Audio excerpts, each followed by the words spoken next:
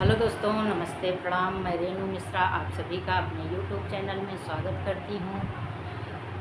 आप लोगों को सावन मास की ढेर सारी शुभकामनाएं। भोले बाबा आप लोगों के ऊपर अपनी कृपा बनाए रखें, आप लोग स्वस्थ रहें, मस्त रहें।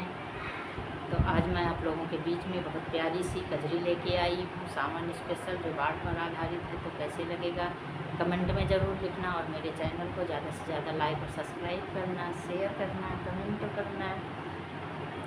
हमें गोदिया में अपने उठाए लपिया, बाढ़ से बचाए लपिया ना।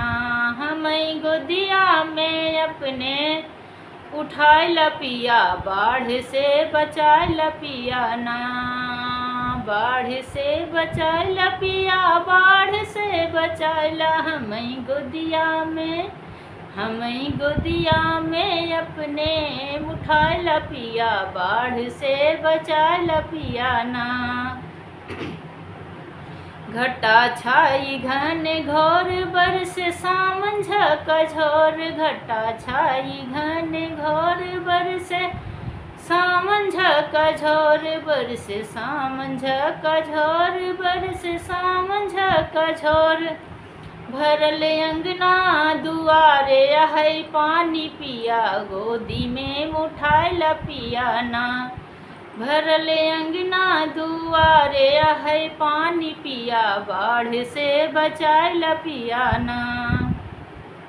हमें गोदिया में अपने उठाए लपिया, बाढ़ से बचाए लपिया ना। एक तो काली बाबा दरिया, दूजे सूझे ना डगरिया। एक तो रहने आंधियरिया, दूजे सूझे ना डगरिया। दूजे सूझे ना डगरिया, दूजे सूझे ना डगरिया। तीजे भीजत बा, तीजे भीजत बा लहंगा यो चोली पिया, बाढ़ से बचाए लपिया ना। तीजे भीजत बा लहंगा और चोली पिया, बाढ़ से बचाए लपिया ना।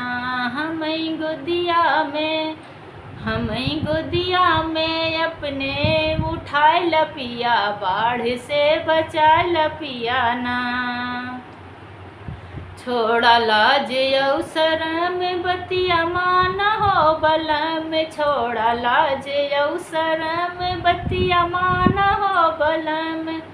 बतिया माना हो बलम, बतिया माना हो बलम। अपने हथवा में, अपने हथवा में हाथ पकड़ाए बलम, बाढ़ से बचाए लपिया ना।